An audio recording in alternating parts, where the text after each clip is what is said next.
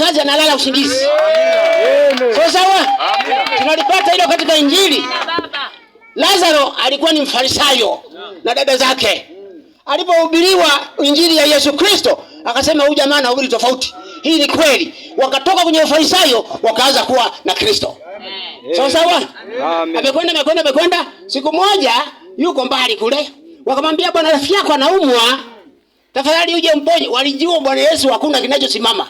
Hata kifo akisimami, hata ugonjwa usimami. Amina. Sasa yeye ni Mungu, si ndio? Amina. Akamwambia nitakuja. Akaendelea na safari. Wakatuma siku ya pili, nitakuja. Ndugu, simlazimishe Mungu. Wewe mwambie shida yako alafu kaa kimya. Amina. Kama umeomba kwa imani, wewe kaa kimya. Wamngojea Bwana watapata nguvu. Naam, neno la Mungu ndio nguvu. Sawa? Akaendelea. Siku ya tatu anawaambia wakina Petro, jamani, twende tukamwamsha Lazaro. Kwani alikuwa amelala usingizi? Walisema mgonjwa. Vipi? Ameshaondoka. Twende basi. Wanakwenda kule, dada yake Lazaro anakuja, bwana ungalikuwepo hapa ndugu yangu asingekufa.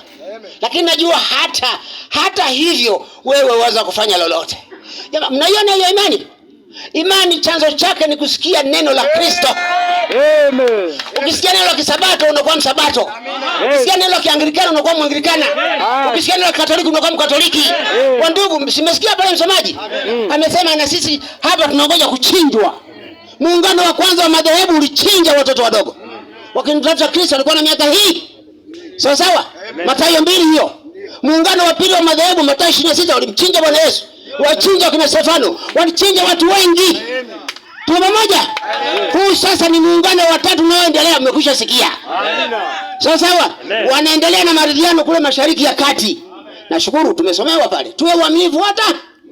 Na kuna wengine wanataka kuchinjwa sasa. Uwe mwaminifu hata kufa. Amen. Huu ni muungano wa tatu, Ufunuo sura 13. Kikundi chochote kama hiki kitafungwa. Maana kinasema maneno makali mno.